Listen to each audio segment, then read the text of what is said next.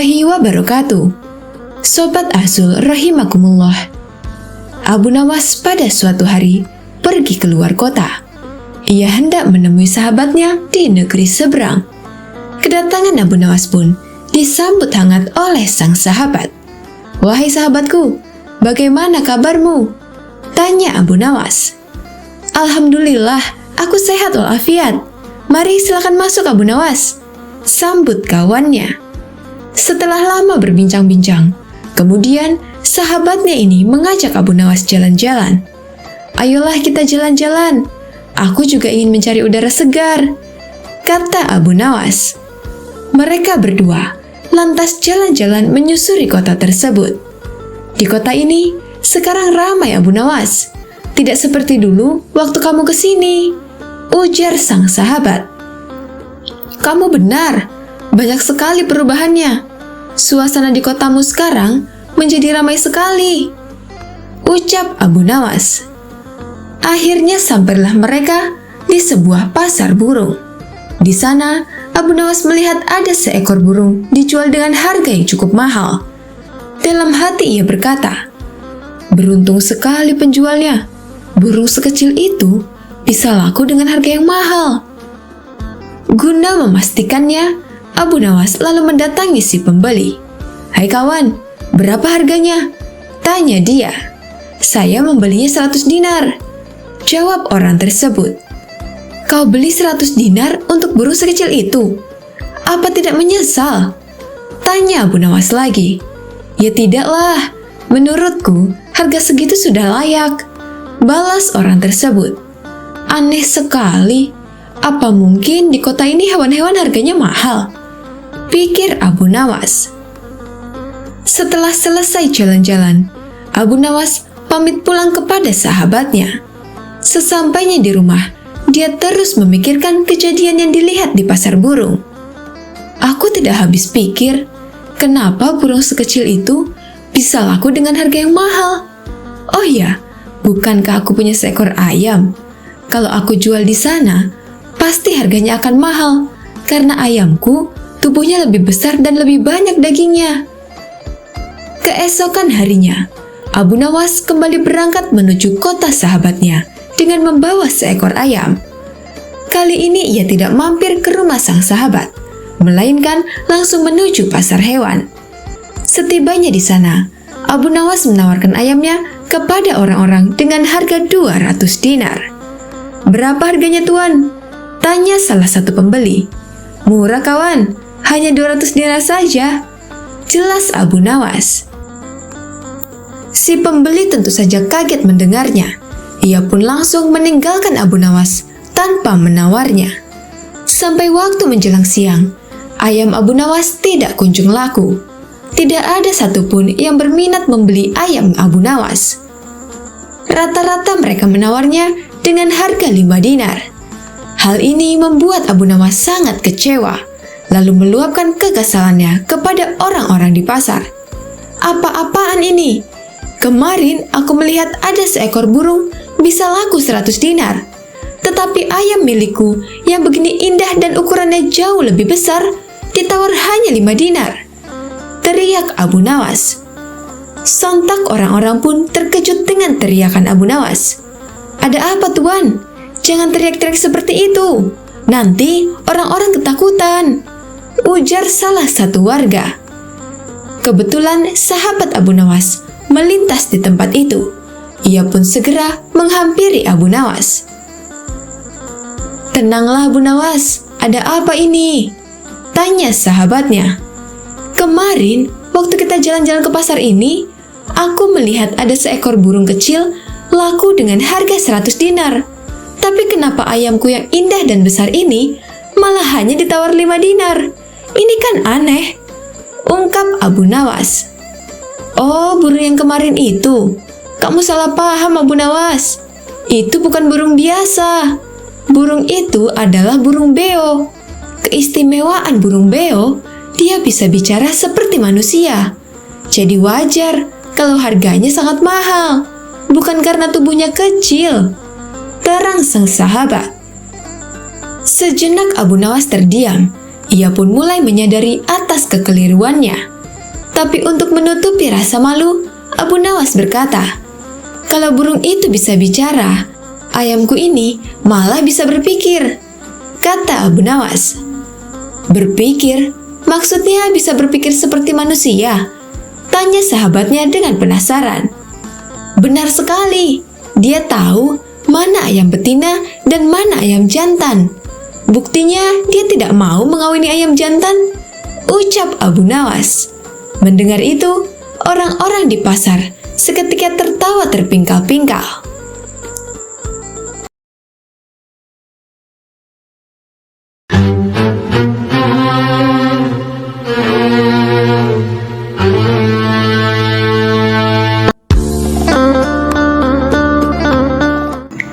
Sobat Azul rahimakumullah, Abu Nawas terlihat sangat sedih setelah kehilangan burung kesayangannya.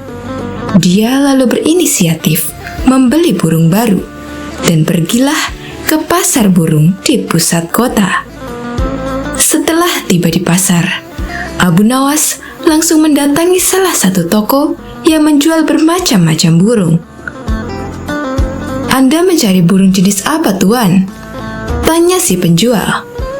"Aku mau lihat-lihat dulu. Nanti kalau sekiranya ada yang cocok, baru akan kubeli," jawab Abu Nawas. Lalu tanpa sengaja, Abu Nawas melihat ada burung yang sangat indah. Bulunya warna-warni dan kemilau. "Burung apa ini? Aku mau melihatnya," tanya Abu Nawas. "Oh, ini burung dari India, Tuan. Apakah Tuan berminat?" jawab si penjual. "Ya, aku tertarik. Tapi apa burung ini bisa berkicau?" tanya Abu Nawas lagi. "Waduh, sayang sekali, Tuan. Burung ini tidak bisa berkicau. Tapi burung ini bisa bicara seperti manusia. Bahkan dia bisa diajak bicara. Dan satu lagi, Tuan, burung ini sangat cerdik," jelas si penjual. "Benarkah?" tanya Abu Nawas penasaran. Untuk membuktikannya, Abu Nawas lalu coba mengajaknya bicara. Benar saja, burung itu bisa diajak berbicara layaknya manusia. "Baiklah, aku beli burung ini," kata Abu Nawas. Setelah transaksi pembayaran selesai, Abu Nawas langsung membawa pulang burung itu. Setibanya di rumah, ia menaruh burungnya dalam sebuah sangkar yang indah. Suatu ketika, saat Abu Nawas sedang asyik bercengkerama dengan si burung, datanglah beberapa pengawal istana ke rumahnya. "Tuan Abu Nawas, Anda diperintah Baginda Raja untuk menghadapnya sekarang," kata salah satu pengawal. "Oh, baiklah, aku akan segera ke sana. Kalian pergilah dulu, nanti aku menyusul," balas Abu Nawas. Singkat cerita, Abu Nawas pun datang ke istana menghadap Baginda Raja. Ternyata Baginda Raja akan mengutus Abu Nawas pergi ke India untuk suatu keperluan. Sepulangnya dari istana, Abu Nawas langsung berkemas dan bersiap-siap. Tidak lupa, dia juga berpamitan dengan burung barunya itu. "Hai burung, aku tahu kau berasal dari India, dan Baginda Raja akan mengutusku ke negerimu. Apakah kamu punya permintaan? Barangkali kau kangen dengan makanan India. Aku bisa membawakannya untukmu," kata Abu Nawas. "Aku mohon dan aku meminta kepadamu, lepaskan aku dari sangkar ini. Itulah permintaanku," jawab si burung. "Kalau itu permintaannya, aku tidak bisa. Aku tidak mungkin melepaskanmu. Aku membelimu dengan harga yang mahal. Kau sudah menjadi milikku sekarang," ujar Abu Nawas. "Baiklah, kalau kau memang tidak bisa melepasku, tapi bila permintaan kedua ini kau penuhi, aku akan sangat senang," balas si burung. "Apa permintaan keduamu?" tanya Abu Nawas. "Aku minta tolong kepadamu, jika kau telah sampai ke negeri India, pergilah ke sebuah hutan di desa ini. Kabarkanlah kepada saudara-saudaraku bahwa saat ini aku berada dalam sangkar di rumahmu. Melalui kabar ini, aku berharap mereka tidak gelisah mencariku. Itulah permintaan keduaku," tutur si burung. Memangnya semua burung yang jenisnya sepertimu bisa mengerti bahasa manusia? Tanya Abu Nawas. Ya, mereka yang jenisnya seperti aku pasti bisa mengerti bahasa manusia dan bisa bicara seperti aku, jawab si burung.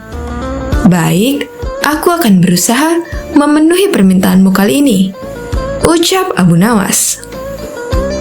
Singkat cerita, sampailah Abu Nawas di negeri India. Ia pun langsung melaksanakan tugas dari Baginda Raja. Setelah tugas-tugasnya selesai, barulah Abu Nawas menuju hutan di desa yang dimaksud oleh burungnya.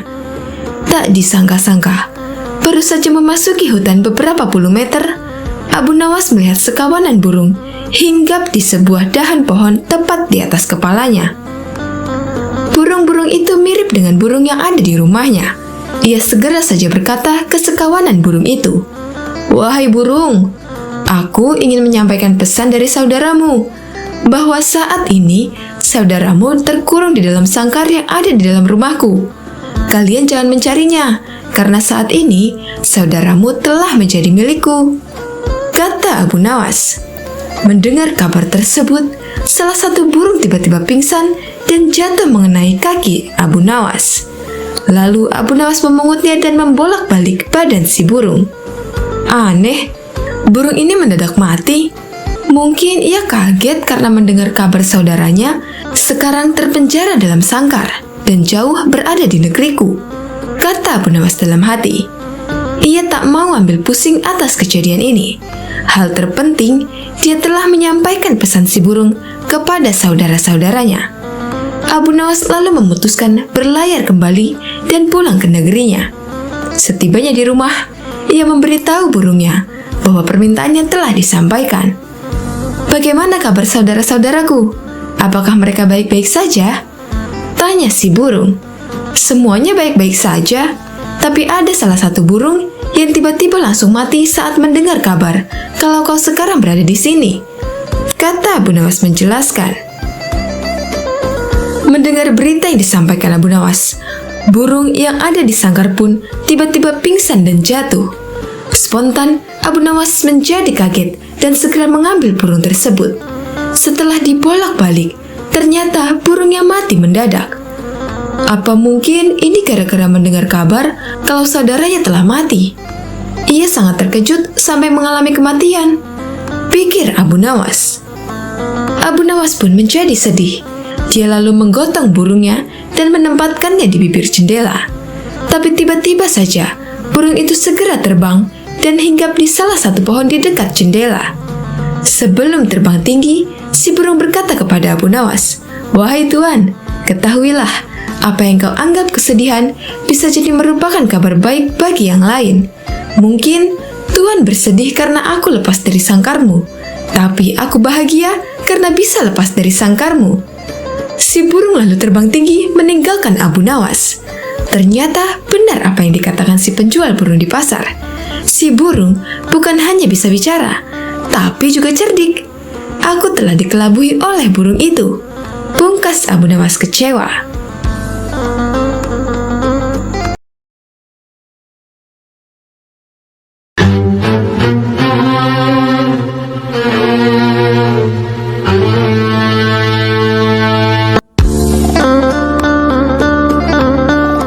Sobat Azul rahimakumullah, Abu Nawas memang selalu bikin takjub banyak orang berkat kecerdasannya. Salah satunya adalah Baginda Raja. Suatu ketika, beliau sedang merasakan suntuk dan ingin keluar istana untuk menghilangkan rasa jenuhnya. Dipanggillah Abu Nawas untuk menemani Baginda Raja jalan-jalan. Singkat cerita, Abu Nawas dan Baginda Raja memulai perjalanannya. Ketika dalam perjalanan, Abu Nawas selalu bercerita yang membuat Baginda Raja terhibur. Ketika melintasi tepian pantai, mereka berdua berhenti sejenak untuk beristirahat. Baginda Raja lalu membasuh muka dan tangan dengan air laut. Langsung terbesit dalam benaknya akan sebuah pertanyaan. "Hai Abu Nawas, menurutmu kenapa air laut itu asin?" tanya Baginda Raja. Karena air laut tidak mengalir kemana-mana, Paduka. Ia senantiasa di tempatnya. Nah, untuk mencegah agar air laut itu tidak busuk, para leluhur kita dulu memberinya garam. Itulah sebabnya air laut menjadi asin, jawab Abu Nawas. Mendengar penjelasan itu, Baginda Raja tertawa terpingkal-pingkal. Perjalanan mereka berdua pun akhirnya dilanjutkan. Tidak berapa lama dari kejauhan, mereka berdua melihat sebuah benda berkilauan. Benda apa itu, Abu Nawas? Ayo kita ke sana, ajak Baginda Raja. Abu Nawas bergegas melangkah mendahului Baginda Raja. Setelah benda itu diambil oleh Abu Nawas, ternyata hanya sebuah cermin. Abu Nawas pun segera membuangnya lagi. Melihat hal itu, Baginda Raja terkejut. Kenapa dibuang, Abu Nawas? Memangnya itu benda apa? Tanya Baginda Raja. Benda yang sangat jelek, Paduka. Wajar saja kalau si pemilik membuangnya, jawab Abu Nawas. Tapi benda itu terlihat berkilauan dari jauh, ujar Baginda Raja. Kalau Paduka tidak percaya, ambil saja sendiri, balas Abu Nawas. Dikarenakan penasaran, Baginda Raja pun segera memungut benda itu. Setelah diamati, ternyata itu adalah sebuah cermin. Baginda Raja lalu berkata, "Ini kan cermin, Abu Nawas. Kenapa kau bilang kalau benda ini sangat jelek?" Tanya Baginda Raja. "Coba perhatikan baik-baik. Pasti Paduka akan menemukan kejelekannya," ujar Abu Nawas. Baginda Raja kembali mengamati cermin tersebut. Di situ, Baginda Raja tidak menemukan kejelekan. Yang ada hanya wajahnya sendiri di dalam cermin. Nah, itu sudah tampak jeleknya. Ayo, lekas dibuang saja bendanya, Paduka, ucap Abu Nawas. Baginda Raja mulai memahami maksud ucapan Abu Nawas. Kurang ajar kamu, Abu Nawas, balas Baginda Raja.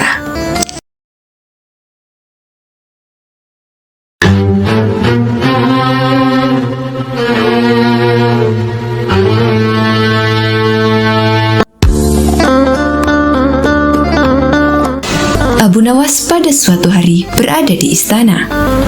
Ini setelah Baginda Raja mengundang beberapa ulama untuk berkumpul di sana. Tentu saja termasuk Abu Nawas. Baginda Raja mengundang Abu Nawas dan para ulama untuk membahas berbagai hukum Islam. Dengan begitu, beliau tetap bisa menimba ilmu tanpa harus meninggalkan istananya. Ulama fikih menyampaikan keilmuannya seputar hal haram dalam hukum agama Islam. Ulama tauhid menyampaikan keilmuannya seputar keesaan Allah Subhanahu wa Ta'ala beserta kekuasaannya yang meliputi alam semesta. Begitu juga dengan ulama lainnya. Setelah masing-masing ulama menyampaikan ilmu sesuai bidangnya, tibalah giliran Abu Nawas. Dikarenakan bingung harus menyampaikan apa, Abu Nawas pun berkata, "Ampun Paduka yang mulia, apa yang ingin Paduka dengar dari hamba? Hamba rasa para ulama ini sudah menyampaikan semuanya." Kalau menurutmu demikian, baiklah, berarti sekarang waktunya tanya jawab, ucap Baginda Raja. Abu Nawas, apa yang kau ketahui mengenai rezeki? Tanya Baginda Raja. Kita semua pasti meyakini bahwa rezeki datangnya dari Allah Subhanahu wa Ta'ala, sebagaimana dalam firman-Nya. Tidak ada suatu binatang melata pun di bumi, melainkan Allah lah yang memberi rezekinya. Jelas Abu Nawas. Rezeki itu bisa datang dari mana saja, Paduka. Kita sebagai manusia cukup bertawakal dengan benar. Niscaya rezeki akan datang kepada kita. Lakukan yang menjadi bagianmu. Selanjutnya, biarkan Allah mengurus yang lainnya. Ini berdasarkan hadis Nabi yang berbunyi, andai kalian bertawakal kepada Allah sebenar-benar tawakal, niscaya Allah akan berikan rezeki kepada kalian sebagaimana Dia memberikan rezeki kepada burung yang pergi dalam keadaan lapar lalu pulang dalam keadaan kenyang. Papar Abu Nawas. Ternyata pandangan Abu Nawas mengenai rezeki tidak sama dengan para ulama yang hadir. Wahai Abu Nawas, seandainya seekor burung tidak keluar dari sangkarnya, bagaimana mungkin ia akan mendapat rezeki? Tanya salah satu ulama. Untuk mendapatkan rezeki, dibutuhkan usaha dan kerja keras Abu Nawas. Rezeki itu tidak datang sendiri, melainkan harus dicari dan didapatkan melalui sebuah usaha. Timpal ulama yang lain. Tapi Abu Nawas bersikukuh dengan pendapatnya, sehingga terjadilah sedikit perdebatan di antara mereka. Tidak ingin dapat berkepanjangan, Abu Nawas selalu berkata, "Begini saja, besok kita berkumpul lagi di sini dan buktikan pendapat kalian di hadapan Paduka Raja." Para ulama ini pun sepakat dengan tawaran Abu Nawas. Abu Nawas dan para ulama kemudian pamit kepada Baginda Raja untuk meninggalkan istana. Setelah berpamitan kepada Baginda Raja, Abu Nawas pun segera pulang ke rumahnya, sebab ia harus mengajar murid-muridnya. Sementara para ulama terlihat sibuk mencari cara untuk membuktikan pendapat mereka. Sampai pada akhirnya, saat berjalan pulang menyusuri sebuah desa, para ulama melihat penduduk setempat sedang panen buah kurma. Kemudian terbesitlah niatan untuk membantu warga. Setelah selesai dengan pekerjaannya, para ulama ini mendapat imbalan beberapa ikat buah kurma dari warga setempat. Mereka senang bukan main. Para ulama itu senang bukan karena mendapat kurma, tetapi memiliki alasan untuk menyampaikan kepada Abu Nawas dan Baginda Raja bahwasannya pendapat mereka soal rezeki adalah benar. Kita mendapatkan buah kurma karena berusaha dan bekerja, sedangkan Abu Nawas hanya diam di rumah. Mana mungkin dia mendapatkan kurma? Ini menunjukkan bahwa rezeki bisa didapat bila mencarinya dan bekerja. Jadi pendapat kita sudah benar. Besok kita bawa ini sebagai buktinya. Kita tunjukkan kepada Abu Nawas dan Baginda Raja, kata salah satu ulama kepada kawannya. Maka pada keesokan harinya, para ulama ini datang ke istana. Sesampainya di sana, ternyata sudah ada Abu Nawas duduk di hadapan Baginda Raja. Melihat para ulama sudah datang, Baginda Raja segera menyambutnya. "Kemarilah, silahkan duduk tuan-tuan," sambut Baginda Raja. Mereka lalu duduk bersebelahan dengan Abu Nawas. Salah satu ulama kemudian berkata, "Ampun Paduka yang mulia, sesuai dengan janji kami membawa bukti atas pendapat kami. Kami rasa pendapat Abu Nawas kurang tepat. Justru pendapat kamilah yang lebih tepat." Mendengar hal itu, Baginda Raja pun bertanya, "Bukti apa yang kalian bawa?" Para ulama ini segera menunjukkan beberapa ikat buah kurma dan meletakkannya di hadapan Abu Nawas dan Baginda Raja. "Buah kurma ini kami dapat karena kemarin kami bekerja membantu warga panen kurma. Jadi, mengenai pendapat Abu Nawas yang mengatakan seseorang cukup bertawakal dengan benar, nanti rezeki akan datang sendiri, kami rasa pendapat tersebut kurang tepat, Paduka. Pendapat kamilah yang lebih tepat, karena rezeki itu harus dicari. Seandainya kami tidak bekerja membantu warga, kurma ini tentu tidak akan sampai di tangan kami. Sedangkan Abu Nawas kemarin hanya berdiam di dalam rumah. Apakah Abu Nawas mendapat kurma seperti kami? Tentu saja tidak, Paduka. Karena kemarin Abu Nawas tidak bekerja," kata ulama menjelaskan.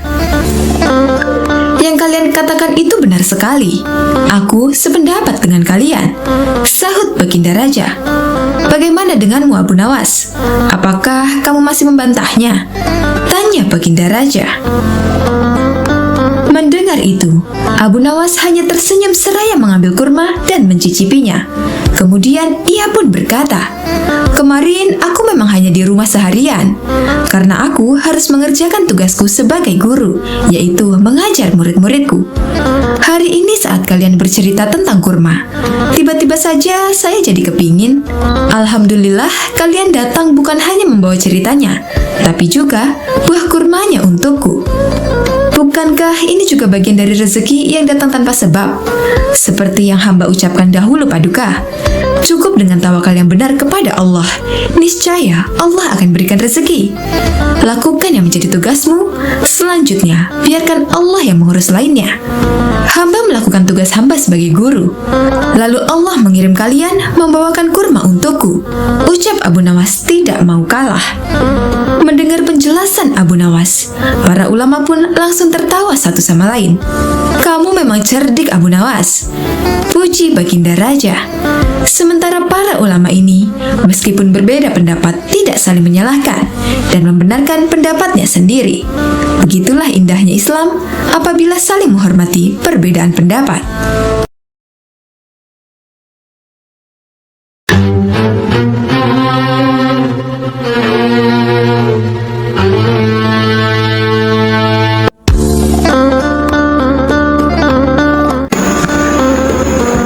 Abu Nawas mendengar Baginda Raja yang memiliki seorang menteri kepercayaan dan senantiasa mendampinginya. Menteri itu bernama Abu Jahal. Namun kepercayaan yang diberikan Baginda Raja sering dimanfaatkan oleh Abu Jahal untuk memperkaya dirinya. Terkadang dia meminta upeti kepada rakyat dengan mengatasnamakan Baginda Raja. Hal ini tentu saja membuat Abu Nawas sangat geram, tetapi tidak berani mengadukannya kepada Baginda Raja. Sebab dengan kedudukan yang dimiliki, Abu Jahal bisa saja memutarbalikkan fakta dan menuduh Abu Nawaslah pelakunya. Seiring berjalannya waktu, penasihat istana meninggal dunia. Baginda Raja sangat kehilangan dan belum bisa menemukan penggantinya. Jadi untuk sementara waktu, jabatan penasihat istana masih kosong. Belum ada yang mendudukinya. Kesempatan ini segera dimanfaatkan Abu Jahal. Ia ingin sekali menduduki jabatan tersebut. Dengan begitu, ia bisa lebih leluasa memengaruhi Baginda Raja. Segala cara Abu Jahal lakukan. Di depan Baginda Raja, Abu Jahal terus mencari muka agar terpilih menjadi penasihat istana. Tapi sayangnya, ambisi Abu Jahal ini harus kandas di tengah jalan. Karena tidak berapa lama, Baginda Raja justru memilih Abu Nawas untuk jadi penasihat istana. Keputusan Baginda Raja ini tentu saja membuat Abu Jahal kecewa, sehingga ia menaruh dendam kepada Abu Nawas. Suatu hari, ketika Abu Jahal melihat Abu Nawas sedang duduk bersama Baginda Raja, timbul pemikiran di kepalanya. Seharusnya aku yang ada di tempat tersebut. Abu Nawas tidak pantas duduk di situ. Abu Nawas itu apa dia? Tidak mampu mengurus masalah kerajaan. Pantasnya dia jadi pelawak istana. Gerutu Abu Jahal dalam hatinya. Merasa kecewa dengan keputusan Baginda Raja, Abu Jahal lalu menyampaikan keberatannya. Pada suatu hari, saat Baginda Raja sedang duduk sendirian di singgasananya, Abu Jahal menghadap dan berkata, "Ampun Paduka yang mulia, hamba izin menghadap Baginda Raja." Baginda Raja terkejut melihat Abu Jahal yang tiba-tiba menghadapnya. "Ada apa Abu Jahal? Apa yang ingin kau sampaikan?" tanya Baginda Raja. "Ampun Paduka yang mulia, hamba rasa Abu Nawas tidak pantas menjabat sebagai penasihat istana. Karena menurut hamba, dia tidak tahu apa-apa soal negara. Abu Nawas itu apa keahliannya? Cuma melucu saja," tutur Abu Jahal. "Tapi, bukankah Abu Nawas terkenal cerdas? Dia juga seorang yang jujur," ujar Baginda Raja. "Apakah Paduka sudah meragukan kejujuran saya?" tanya Abu Jahal. "Bukan seperti itu. Kamu kan sudah menduduki jabatan menteri istana. Jadi wajar kalau Abu Nawas yang mengisi jabatan penasihat istana," jawab Baginda Raja. "Tapi hamba lebih berpengalaman Paduka yang mulia, apalagi mengenai kenegaraan.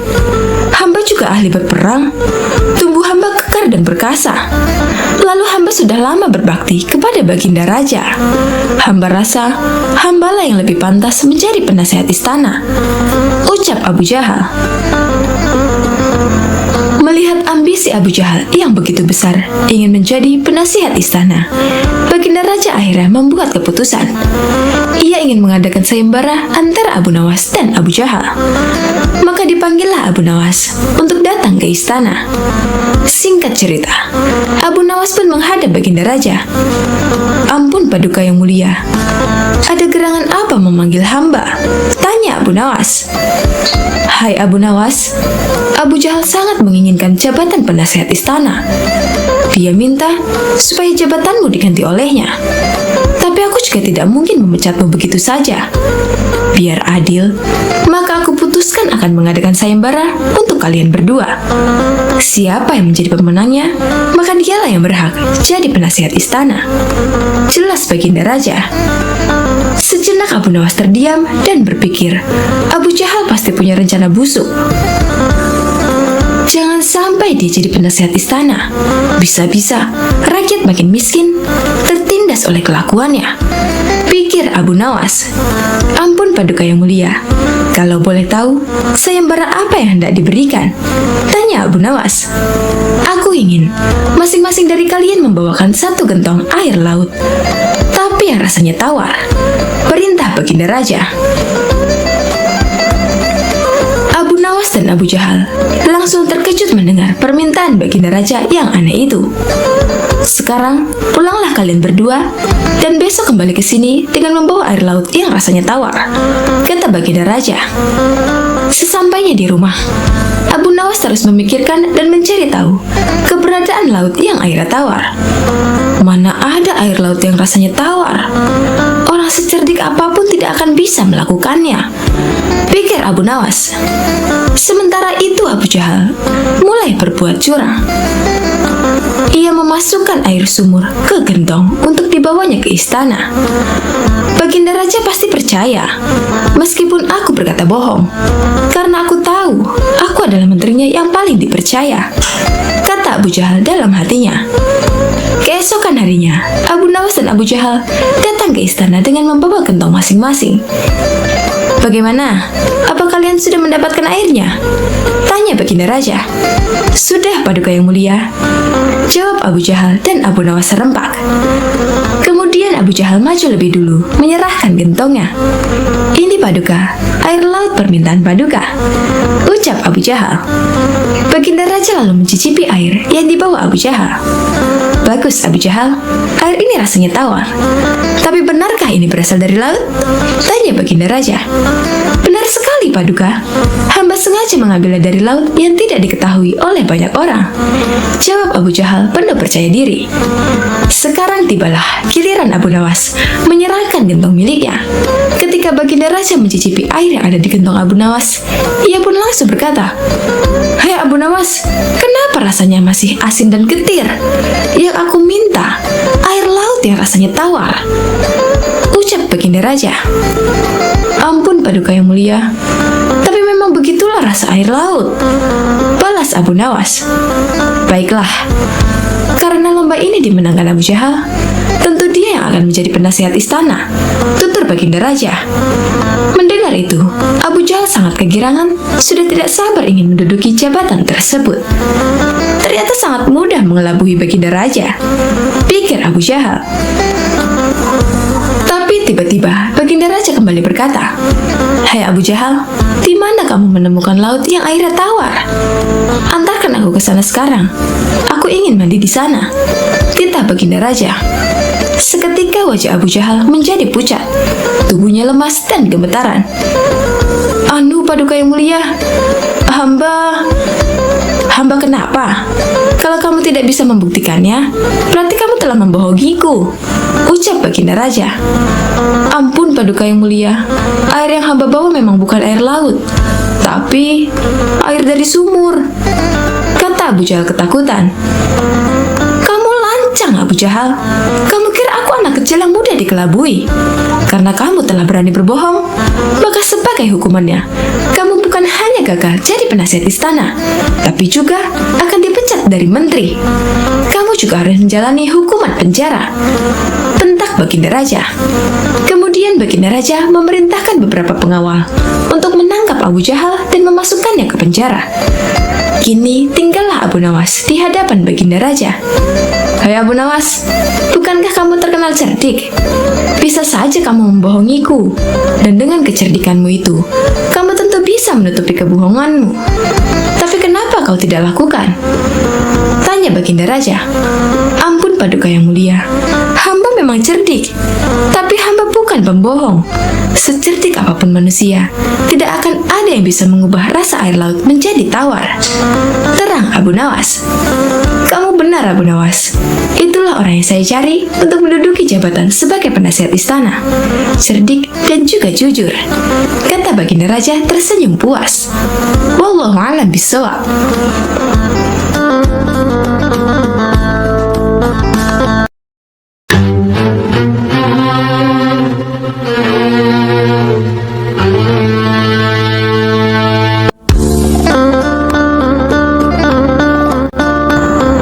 Assalamualaikum warahmatullahi wabarakatuh.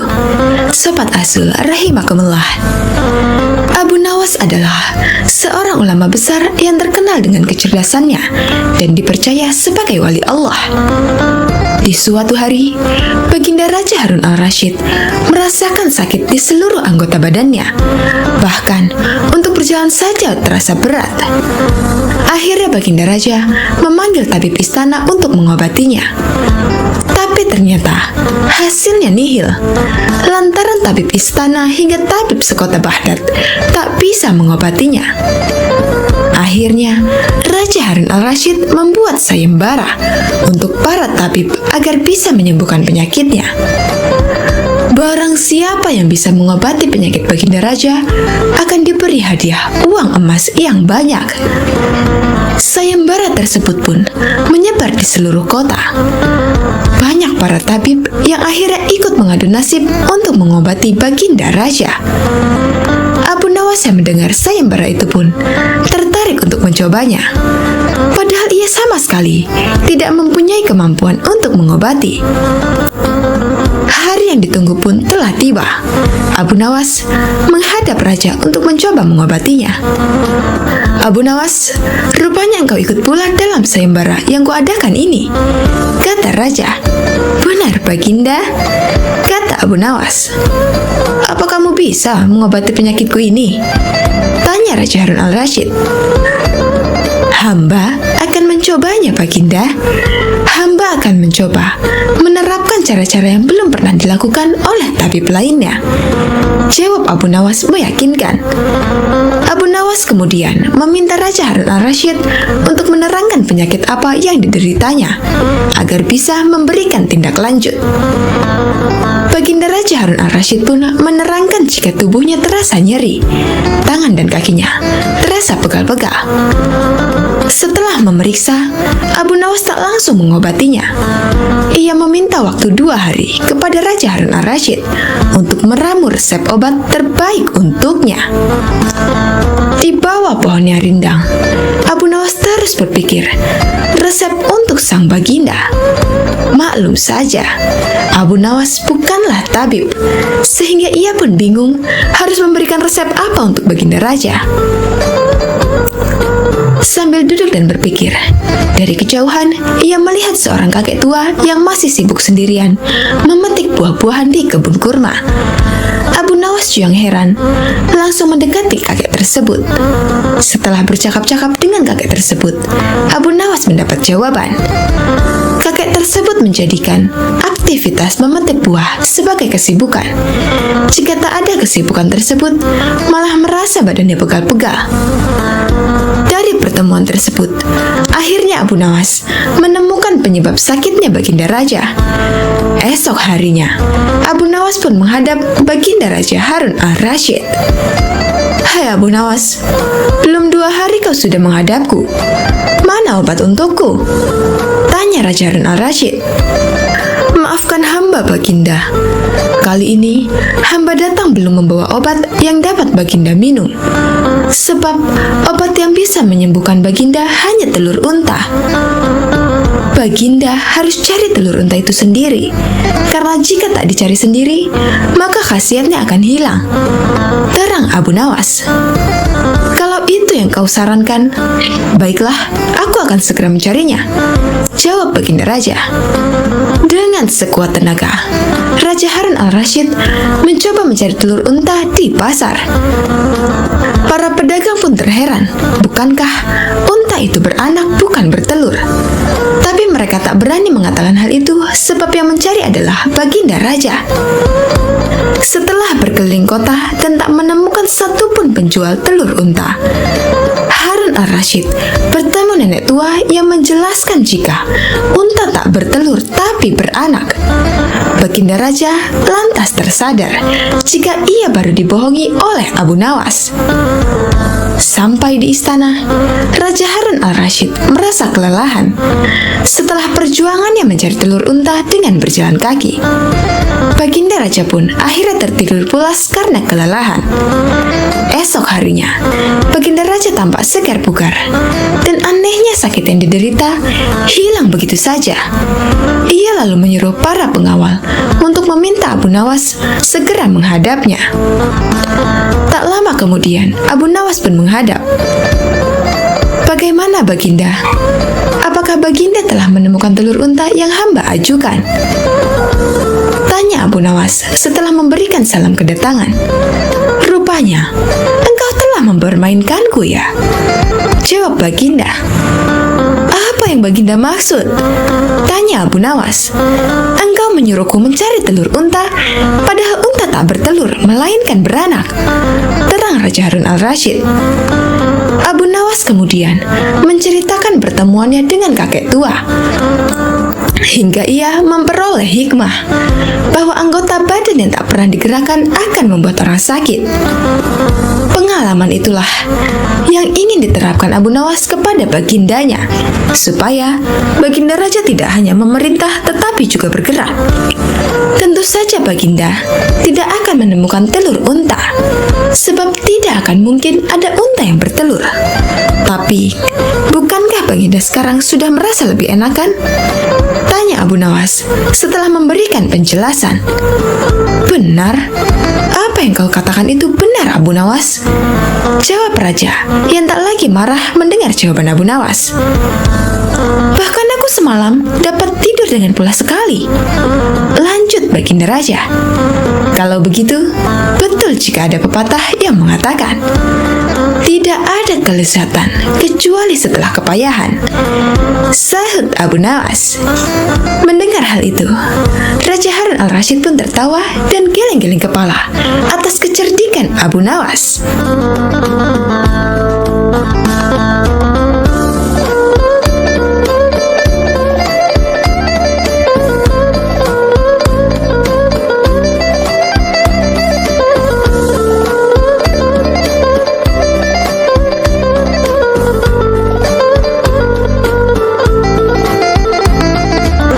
Sobat Azul rahimakumullah, ada berbagai macam cerita lucu dari Abu Nawas yang sering diceritakan ulang. Salah satunya adalah tentang berpuasa. Seperti dalam kisah kocak lainnya tentang sang pujangga, ada saja akal cerdik yang ia lakukan. Kali ini, dirinya yang tengah berpuasa hendak dikerjai oleh dua sahabatnya yang tidak berpuasa. Kira-kira, akal seperti apakah yang ia lakukan untuk menghadapi kedua sahabatnya itu?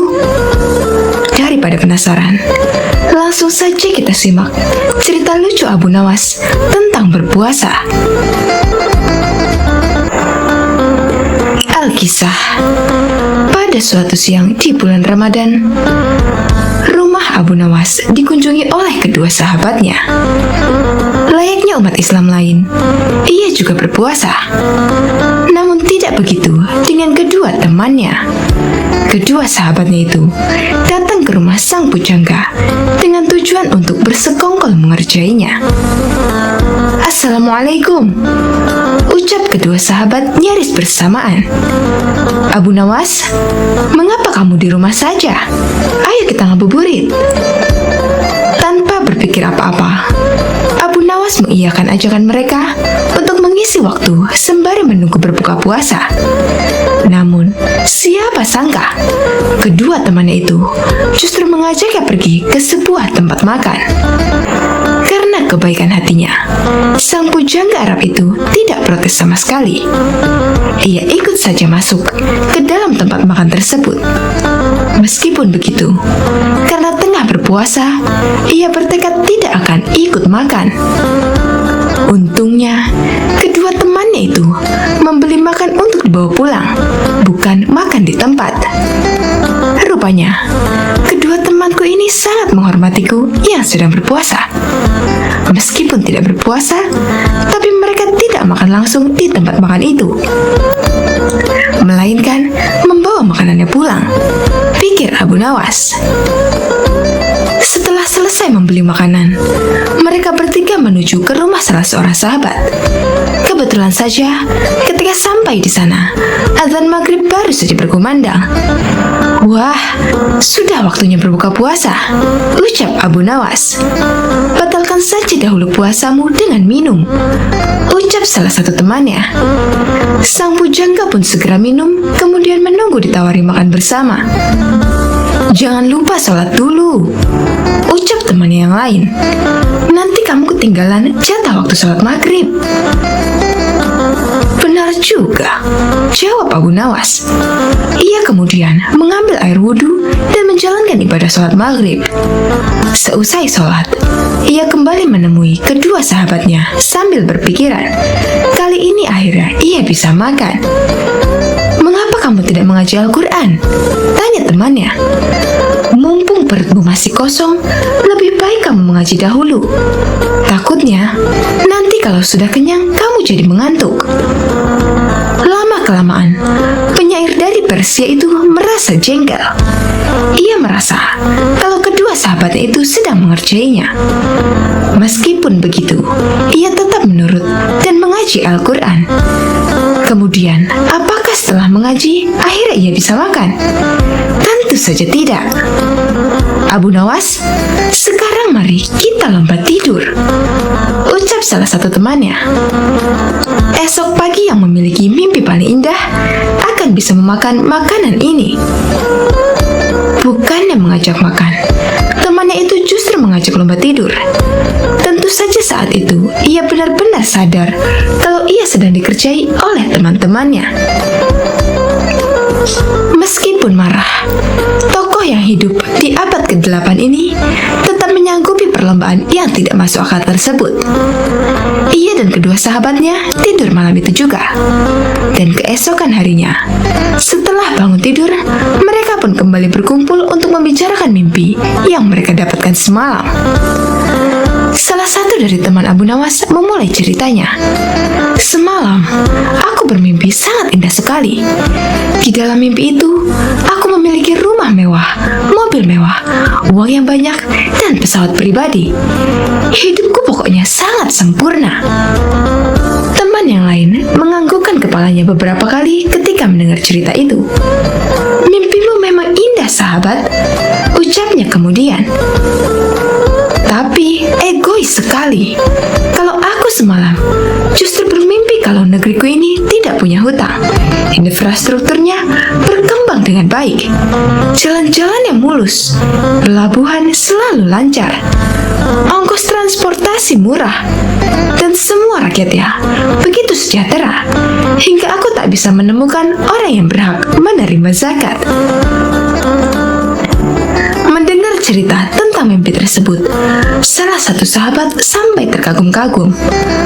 "Mimpimu luar biasa sekali, sahabat," ucap salah satu sahabatnya. "Bagaimana denganmu, Abu Nawas? Apakah mimpimu lebih luar biasa dari sahabat kita ini? Coba ceritakanlah kepada kami, wahai sahabat." "Sayangnya, mimpiku hanya biasa saja," ucap sang pujangga memulai ceritanya. "Semalam aku bermimpi dengan Nabi Daud alaihi salam.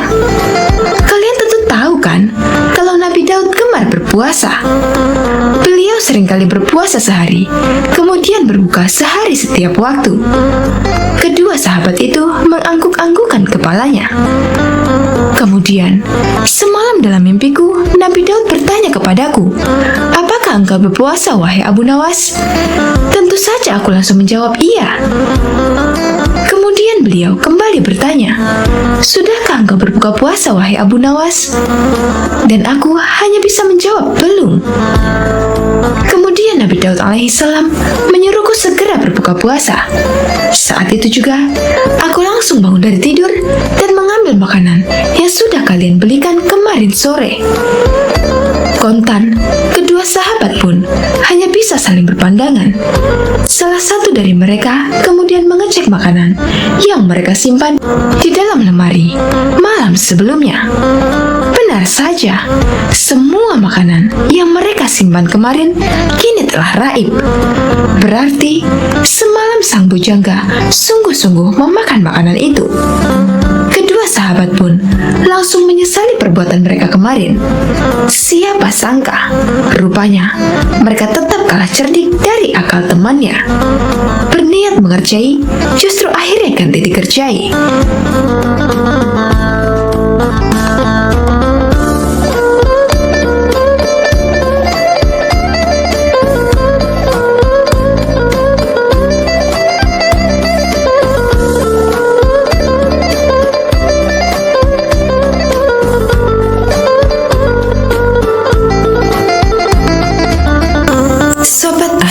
Rahimakumullah.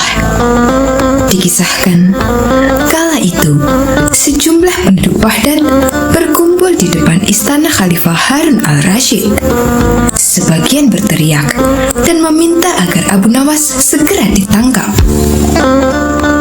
Dikisahkan dalam buku Kisah Lucu Kecerdasan Abu Nawas, susunan Sukma Hadiwiyanto, kala itu sejumlah penduduk Baghdad berkumpul di depan istana Khalifah Harun al-Rashid. Sebagian berteriak dan meminta agar Abu Nawas ditangkap. Para penduduk protes karena baliho raksasa milik Abu Nawas yang dipasang di depan rumahnya yang berbunyi, "Dijual cepat matahari Baghdad. Siapa cepat dapat bonus anak unta." Penduduk lainnya merasa panik dan kasak-kusuk di depan istana. Mereka takut sekaligus bingung. Jika matahari Baghdad dijual, maka bagaimana mereka bisa hidup? "Abu Nawas, kamu serius mau menjual matahari?" tanya Khalifah Harun al-Rashid sambil mengamati massa yang membludak di depan istananya. "Benar, Baginda. Supaya kita bisa ikut cara mereka menggunakan otak," jawab Abu Nawas. "Maksudnya?" Khalifah kembali bertanya. "Begini, Baginda. Apakah Baginda senang infrastruktur di Baghdad terbangun hebat di zaman Baginda? Baginda bangga bisa menjadi teladan untuk rakyat bahwa selama menjabat jadi khalifah, Baginda tidak korupsi. Baginda senang tidak mempertontonkan keserakahan dengan menguasai ratusan ribu hektar padang pasir. Padahal Baginda bisa melakukannya dengan kekuasaan yang sekarang Baginda genggam." Beber Abu Nawas. Khalifah Harun al-Rashid yang bingung lantas meminta Abu Nawas untuk menjelaskan maksud dari ucapannya. "Abu Nawas, coba ke inti masalah. Jika Baginda turun dan tanya massa yang sekarang berdemonstrasi itu, ketahuilah bahwa mereka akan menjawab, 'Buat apa bangun infrastruktur? Infrastruktur tidak bisa dimakan.' Jadi, jalan-jalan mulus yang Baginda bangun selama ini, puluhan bendungan yang Baginda banggakan, lapangan terbang, rel kereta api di Koramabad, pasar-pasar di Kirkuk, itu semua percuma, tidak bisa dimakan," kata Abu Nawas menjelaskan. Khalifah Harun al-Rashid pun terdiam. Baginda bangga tidak korupsi. Anak Baginda jual pisang goreng. Itu malah membuat mereka marah dan cemburu. Buat mereka, Baginda mestinya korupsi agar mereka tak repot repot-repot lagi bikin isu tak masuk akal. Misalnya, Baginda keturunan Mongolia. Baginda memusuhi ulama. Baginda membiarkan partai Bants yang sudah dilarang tumbuh lagi. Wah, pokoknya banyak Baginda. Lalu, apa hubungannya dengan menjual matahari? Tanya Khalifah Harun al-Rashid. Abu Nawas kemudian menjelaskan apa yang dianggap Khalifah Harun sebagai prestasi nasional justru dianggap pemborosan dan membebani negara karena mereka terbiasa melihat prestasi yang ada di ruang gelap. Di ruang gelap, gadis cantik tak terlihat. Sebatang emas bisa dianggap besi. Tapi, kalaupun mata mereka tak melihat di ruang gelap, bukankah telinga mereka dapat mendengar? Hati mereka terbuka. Bagaimana mungkin mereka menuduhku memusuhi ulama, padahal wakilku sekarang adalah ulama besar? Jikapun mereka tak suka aku, bukankah kepada mereka sekarang aku sodorkan ulama yang dulu mereka klaim mereka bela? Mengapa sekarang mereka tinggalkan? Abu Nawas kemudian berkata, Baginda, itulah enaknya melihat dunia di ruang gelap sambil terbalik. Kita bisa menikmati apa yang mereka nikmati selama ini. Baginda tidak capek berpikir rasional. Khalifah Harun al-Rashid kembali terdiam. Abu Nawas lanjut menjelaskan, percayalah Baginda, hanya dengan melihat segala sesuatu di kegelapan, Baginda akan paham mengapa selama ini mereka melihat infrastruktur megah, pemerataan pembangunan di daerah tertinggal, semuanya sama sekali tidak berguna, karena tak bisa dimakan. Mohon jangan katakan, infrastruktur memang tak bisa dimakan. Tapi dengan infrastruktur, kita semakin mudah mencari makan. Itu cara berpikir rasional dan normal, Paduka. Masa di depan istana semakin membludak. Khalifah Harun al-Rashid masih terdiam. Ia lantas memberi isyarat membenarkan ucapan Abu Nawas. Jadi, boleh saya menjual matahari? Kisah ini menunjukkan bahwa Abu Nawas sebagai pribadi yang cerdas dan peduli. Mimpi tak